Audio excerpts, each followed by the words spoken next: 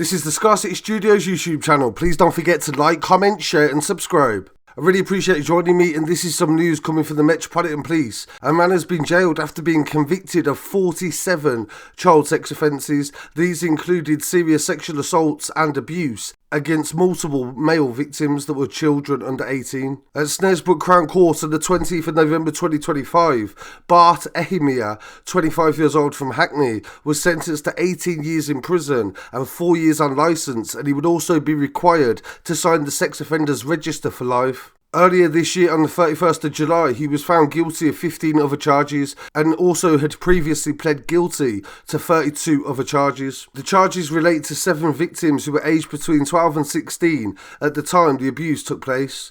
Detective Constable Lindsey Luscombe from the Metropolitan Crimes Child Sexual Abuse and Exploitation team said, "I commend the victims and survivors for their incredible bravery, and they were able to testify during the trial." They said that Bart was one of the most prolific and depraved sexual offenders that they'd seen in recent years, and he groomed his victims online and demonstrated a dangerous pattern of offending. Bart first came onto the Metropolitan Police's radar in 2020 as part of an investigation into online grooming. Police raided his home in Hackney and seized devices. In light of this, Bart pled guilty to possessing indecent images of children and was made subject to a sexual harm prevention order. After analysing the devices in 2020, investigators established that Bart had been using Snapchat and Spot a Friend to groom young boys for sex. He would send them gifts, money and praise them in return for indecent images, which he would then use to advertise and encourage other boys to do the same. Bart would actively brag about his endeavours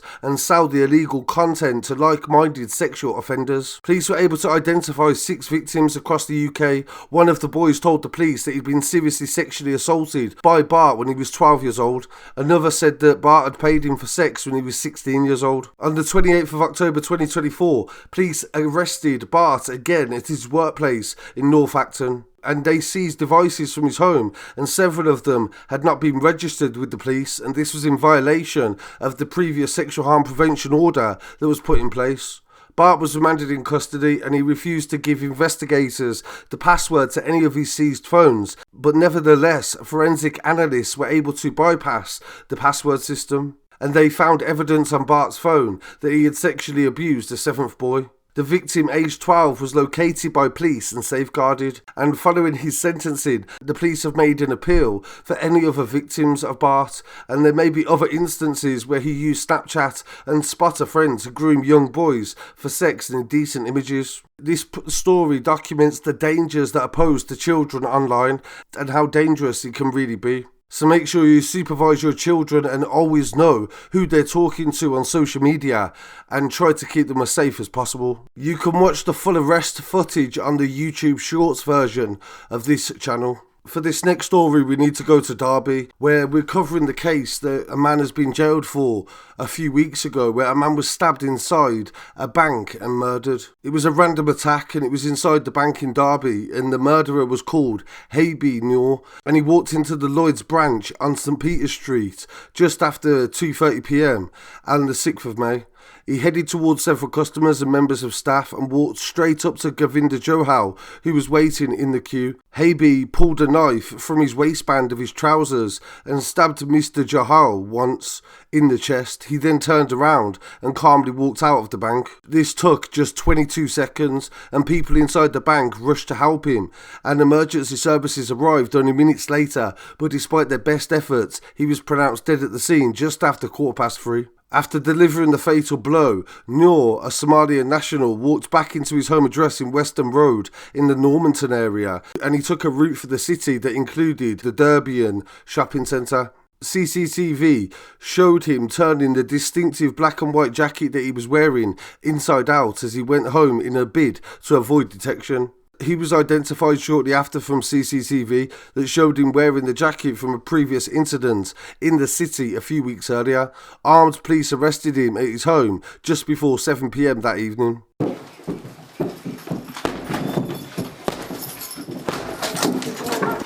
He's here. Show us your hands! Police officer taser! Police officer taser! Stay still! Stay still! Police officer taser! Police officer taser! Do not move! Cuffs, please. Get him up. Sorry, 2 seconds. We're going to stand him up. No problem. Yeah, no problem. This moment in time, mate, you're under arrest on suspicion of murder. In the interview, he told police that he started drinking at 8:30 a.m. on the date of the murder and didn't remember anything. He said that he suffered mental health problems since the age of 8 and that he'd consumed 3 bottles of vodka and a box of beer that same day. And his mental health deteriorated when his fiancée was shot dead by her father in front of him in an honour killing back in 2016. And he never gave any explanation for his actions that day. Danny Joe Howe's family explained in a moving statement read out in court that to the world he may have been many things: a devoted husband, a loving father, a cherished brother and a loyal friend, but to us and to God he was simply a good man. Our Govinda, he was our light. The day Govinda was murdered, our lives didn't just change, they were shattered. On the 29th of October at Derby Crown Court, they heard how Noor arrived in the UK via a small boat in October 2024, and following his arrest it was found that he'd made multiple calls to a helpline on the day of the murder, expressing unhappiness with his current situation and his bid for asylum, which had recently been rejected and was in the process of being appealed. It was also revealed that he'd committed a number of offences that included robbery, assault and resisting a public official, and these offences took place in different countries on his arrival to the UK. After one of the calls were made at 1:30 p.m. on the 6th of May, the helpline that he contacted was East Midlands Ambulance Service, and they showed concerns over Noor's mental health and fears that he was going to harm himself. The ambulance service contacted police and it was deemed the ambulance service was the appropriate agency to deal with this. An ambulance was sent to Noor's home address and it arriving at 3 p.m. that day, shortly after he arrived home following the murder. Due to this, the force made a voluntary referral to the IOPC and Noor, 47 years old, was charged with Mr Joe Howe's murder on the 8th of May. He was jailed to serve a minimum of 24 years and 191 days and then he will be eligible for release. Detective Inspector Tony Owen, the investigating officer in the case, says Joe Howe meant everything to his family and friends. He was a very loved husband, son, father and brother. For his life to have ended so suddenly and brutally in this way is devastating. And Joe Howe didn't know Noor and there was no link between them before this murder. He was simply going about his day-to-day business.